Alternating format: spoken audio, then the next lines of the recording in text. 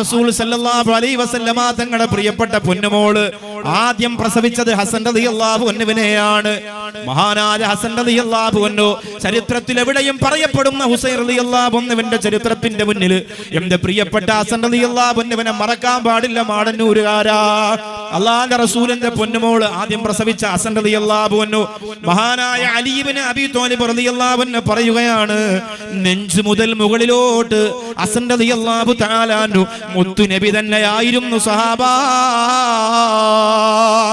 ആ മുഖം കണ്ടാൽ, ആ കണ്ണ് കണ്ടാൽ, ആ ചുണ്ട് കണ്ടാൽ എന്റെ മുത്തു ഹബീബ് എവിടെ പോയെന്നറിയണ്ട സഹാബാ. ആ രീതിയിലുള്ള തിളക്കമാണ് എന്റെ ഹസൻ റളിയല്ലാഹു അൻഹുവിന്.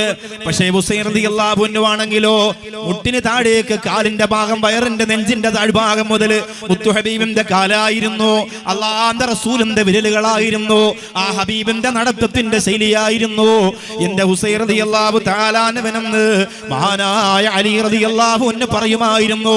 ഈ രണ്ടു മക്കൾക്കും പേരിട്ടത് ആദ്യം ഹസൻ റളിയല്ലാഹു അൻഹു ജനിച്ചു. പിന്നെ കുറെ ദിവസങ്ങൾ കഴിഞ്ഞ്, കുറെ മാസങ്ങൾ കഴിഞ്ഞ് അടുത്ത പ്രസവത്തിന്റെ സമയമെടുക്കുമ്പോഴാണ്, അടുത്ത വർഷത്തിലേക്ക് ഹസൻ റളിയല്ലാഹു അൻഹു മൂത്ത മകനായി 1.5 വയസ്സങ്ങോട്ട് കഴിയുമ്പോഴാണ് ഹുസൈൻ റളിയല്ലാഹു അൻഹു ജനിക്കുന്നത്.